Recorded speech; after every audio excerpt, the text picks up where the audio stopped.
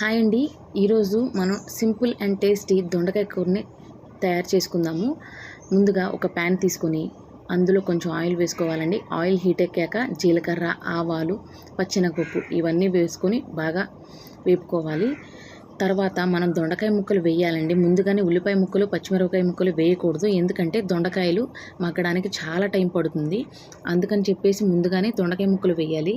లేదనుకో ఉల్లిపాయ ముక్కలు వేయంగానే అవి మాడిపోతూ ఎక్కువ ఓవర్ కుక్ అయిపోయి మాడిపోతూ ఉంటాయి. అందుకనే దొండకాయలు సగం మగ్గాక వేసుకోవాలండి. దొండకాయలు వేయంగానే మనం కొంచెం ఉప్పు, పసుపు వేసుకున్నామంటే తొందరగా మగ్గుతాయండి. ఇలా దొండకాయ ముక్కలు సగం మగ్గాక మనం మధ్యలో ఉల్లిపాయ ముక్కలు పెట్టుకొని పైన దొండకాయ ముక్కలు కవర్ చేసామనుకోండి, ఆ వేడి ఆవిరికి అనేది ఉల్లిపాయ ముక్కలు మగ్గుతాయి, దొండకాయ ముక్కలు రెండూ మగ్గుతాయండి. మధ్య మధ్యలో మనం తిప్పుకుంటూ చూసుకుంటూ ఉండాలి, లేదంటే అడుగు మాడిపోతూ ఉంటుంది.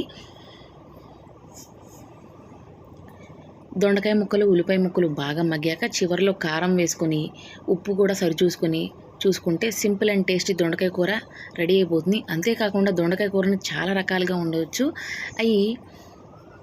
దీనివల్ల చాలా ప్రయోజనాలు ఉన్నాయండి. ముఖ్యంగా ఏంటంటే ఇది మన బ్లడ్ని ప్యూరిఫై చేస్తుంది. అంతేకాకుండా షుగర్ని, బీపీని కంట్రోల్ చేస్తుంది.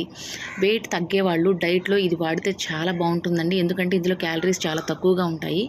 బాలింతలకి మెయిన్గా ఈ దొండకాయ కూరను పెడుతూ ఉంటారు. ఎందుకంటే కుట్లు అనేవి మానిపోవడానికి, అంతేకాకుండా పాలు అనేది తయారవడానికి కూడా దొండకాయ అనేది చాలా ఉపయోగపడుతుంది.